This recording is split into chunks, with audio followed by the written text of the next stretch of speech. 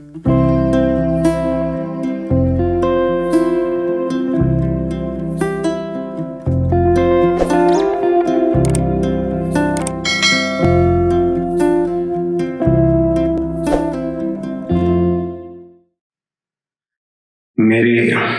आत्मीय जन और प्रिय विद्यार्थियों, आज हम लोग अपभ्रंश भाषा पर चर्चा करेंगे।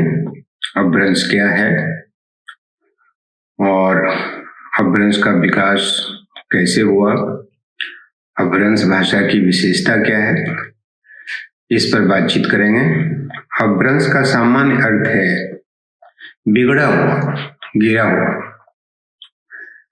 प्राकृत की तुलना में जिस भाषा में ध्वन्यात्मक और व्याकरणिक परिवर्तन हुआ उसे पंडितों ने अपभ्रंश या अवहट्ठ नाम से अभिहित किया। अपभ्रंश प्राकृत और आधुनिक भारतीय भाषाओं की कड़ी है, वह बीच में है। प्राकृत और आधुनिक भारतीय भाषाएं। वैसे कुछ लोग यह भी मानते हैं कि अपभ्रंश प्राकृत और आधुनिक भारतीय भाषाओं के बीच की कड़ी नहीं है, बल्कि यह प्राकृत कालीन क्षेत्रीय भाषा है, या यह भी एक प्राकृत भाषा ही है। लेकिन यह सच नहीं है। सच यह है कि हर आधुनिक भारतीय भाषाओं का जन्म किसी न किसी अपभ्रंश से हुआ है। जो बोलियां हैं, अपभ्रंश की जो बोलियां हैं, और यहाँ भी वही बात है जैसे प्राकृत भाषाओं में जिसकी चर्चा हम लोगों ने की है कि देश का क्षेत्र बहुत बड़ा है, कहीं प्राकृत भाषाएं मिलती हैं, कहीं नहीं मिलती हैं। तो उसी तरह से कहीं बोलियां हैं और कहीं नहीं है। इसका यह मतलब नहीं है कि उन इलाकों में बोलियां नहीं थी या भाषाएं नहीं थी, लेकिन समय बहता रहा और उसके चिन्ह, भाषाओं के चिन्ह जो होने चाहिए थे, जो साहित्य मौजूद होने चाहिए थे, जो नहीं। बोलियों के बारे में चर्चा यह है कि एक ग्रंथ है, प्राकृत का ही ग्रंथ है, सर्वस्व, प्राकृत सर्वस्व, और उसमें अपभ्रंश के बारे में कहा गया है कि 27 भेद है। याकोबी एक जर्मन भाषाविद थे, उन्होंने माना कि 4 भेद हैं अपभ्रंश के। तगारे नामक जो भाषाविद हैं उन्होंने माना 3 हैं, और डॉक्टर नामवर सिंह ने तो 2 ही भेद माना है। लेकिन यह भेद साहित्य में प्रयुक्त भाषा के आधार पर किए गए। प्राकृतों और भारतीय भाषाओं की कड़ी के रूप में अपभ्रंश के 6-7 भेद मानने ही पड़ेंगे। ये भेद वही हैं जो प्राकृत भाषाओं के हैं। आप जानते हैं प्राकृत भाषाओं की जब चर्चा हो रही थी तो हम लोगों ने चर्चा की थी सौरसेनी की, मागधी की, अर्धमागधी की, पैशाची की, केकई की, टक की, ब्राह्मण की और खस की। ये प्राकृत भाषाएं हैं और इनसे ही गहरा संबंध अपभ्रंश भाषाओं का है। डॉक्टर सुनीति कुमार चटर्जी ने पहाड़ी बोलियों के आधार पर खस अपभ्रंश की कल्पना की है। यह चर्चा प्राकृत भाषाओं के संदर्भ में भी हुई है। जो विशेषताएं मौजूद हैं अपभ्रंश भाषा में, का पूर्वी और पश्चिमी अपभ्रंशों में समृद्ध विवृत का भेद था। दूसरी विशेषता, री का लिखने में तो चलन था, प्रयोग होता था री का, लेकिन उच्चारण में यह री रॉ हर्षिकार जी की तरह होता था। तालव्य श का प्रचलन सिर्फ मागधी में था, यानी अन्य जो अपभ्रंश की भाषाएं हैं उसमें दूसरे शौ का इस्तेमाल होता है। जैसे लौ का प्रचलन महाराष्ट्र में तो था ही, उड़ीसा में बोली जाने वाली मागधी, गुजरात, राजस्थान, पहाड़ी क्षेत्रों में बोली जाने वाली सौरसेनी में भी था। स्वरों का अनुनासिक रूपों का प्रयोग होने लगा था री को छोड़कर। छठा, संगीतात्मक स्वराघात समाप्त हो चुका था, बलात्मक स्वराघात विकसित हो चुका था। सातवां, अपभ्रंश एक उकार बहुला भाषा थी। अपभ्रंश में हर्षोकार का इस्तेमाल बहुत हुआ है, इसलिए कहा जा रहा है कि उकार बहुला भाषा थी। यह प्रवृत्ति बड़ी भाषा और अवधि में भी मौजूद है, जैसे एक्कू, कारणु, पियासु आदि जो शब्द मिलते हैं उसमें अंत में हर्षोकार का इस्तेमाल हम लोग करते हैं। ध्वनि परिवर्तन की दृष्टि से जो प्रवृत्तियां पाली से शुरू होकर प्राकृत में विकसित हुई थी, उन्हीं का विकास अपभ्रंश में हुआ है।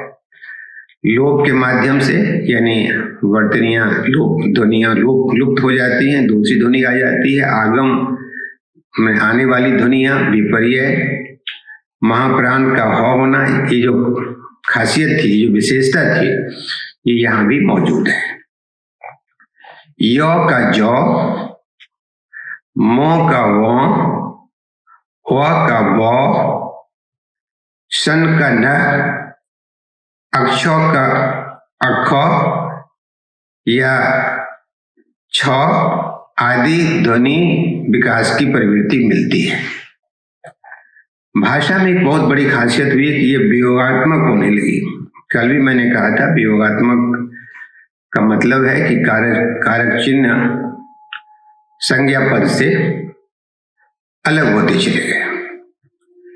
नपुंसक लिंग पूरी तरह से समाप्त हो गया। जो शुरुआती भाषाओं में है कि नपुंसक लिंग बहुत था, तो बाद में स्त्रीलिंग और पुल्लिंग ही रह गया और नपुंसक लिंग समाप्त हो गया। रूपों की संख्या कम हो गई।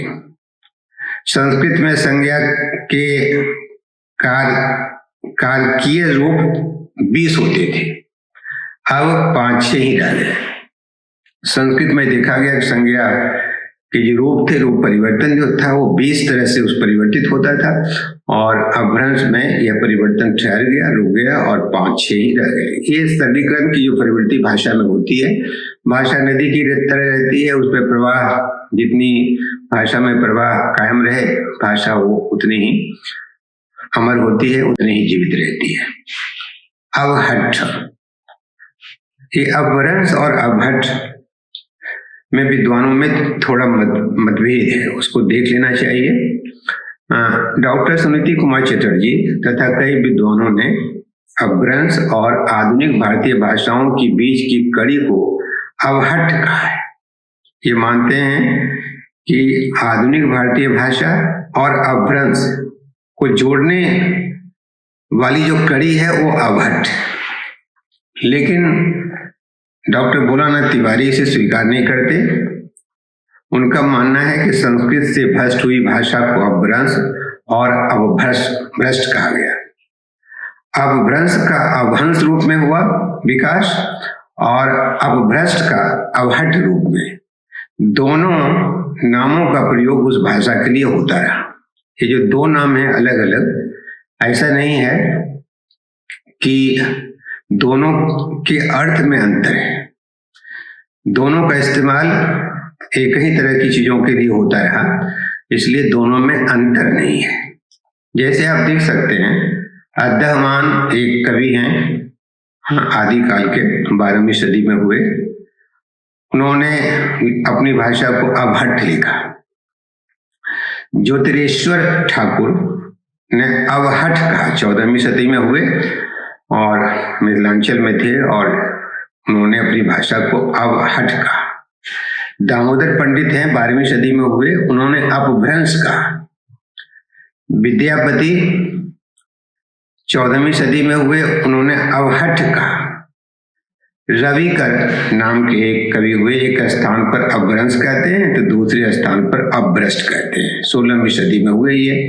तो आप देखेंगे नाम की जो चर्चा है वो नाम इसी तरह से है, और लगता नहीं है कि अपभ्रंश और अवहट में अंतर है।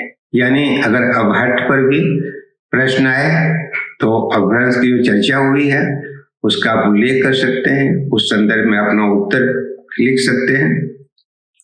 आप देखें कि भारतीय आर्य भाषाओं का उद्भव कैसे हुआ है, किस अपभ्रंश से किस भाषा का विकास हुआ है।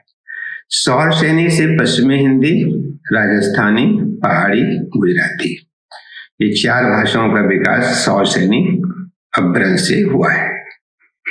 केकई से लहंदा, टक से पंजाबी, ब्राचड़ से सिंधी, महाराष्ट्री से मराठी, मागधी से बिहारी, बंगाली, उड़िया, असमिया, अर्ध मागधी से पूर्वी हिंदी। अब देखिए यहाँ पर कि खड़ी बोली की चर्चा नहीं है, खड़ी बोली हिंदी की चर्चा नहीं है, जो आज बहुत चर्चा में है, और इसी भाषा में ग्रंथ लिखे जा रहे हैं, कविताएं लिखी जा रही हैं और कहानियां लिखी जा रही हैं, बल्कि हिंदी के रूप में खड़ी बोली हिंदी ही है। और इसमें जो अपभ्रंश और उससे निश्चित जो भाषा है उसमें खड़ी बोली नहीं है। आचार्य किशोरीदास वाजपेयी ने एक कल्पना की है कि कौरवी अपभ्रंश भाषा हुआ करती थी मेरठ के आसपास के इलाके में, जहाँ खड़ी बोली जहाँ बोली जाती है, और कौरवी से ही निकली है एक खड़ी बोली हिंदी। कहना ये चाहते हैं कि बहुत सारे इलाके हैं जहाँ पर किसी भाषा का जिक्र नहीं है, किसी प्राकृत का जिक्र नहीं है, किसी अपभ्रंश का जिक्र नहीं है। इसका यह मतलब नहीं है कि वहां पर कोई भाषा नहीं थी या कोई अपभ्रंश नहीं था। हम लोगों ने पहचान नहीं की। वजह यही कि जो होना चाहिए था, जो साहित्य मौजूद होना चाहिए था, तो वो सब मौजूद नहीं है। इसकी वजह से हम उसे पहचान नहीं सके। तो आज हम लोगों ने अपभ्रंश पर चर्चा की और अपभ्रंश को जानने समझने की कोशिश हम लोगों ने की। कि आप देखिएगा कि पहली जो प्राकृत है उसका गहरा संबंध वेदों से है, दूसरी जो प्राकृत है उसका गहरा संबंध प्राकृत भाषाओं से है, तीसरी प्राकृत की जो धारा है उसका संबंध अपभ्रंश से है। अपभ्रंश से ही विकास हुआ है भारतीय आर्य भाषाओं का, इसलिए इसको जानना समझना बहुत जरूरी है।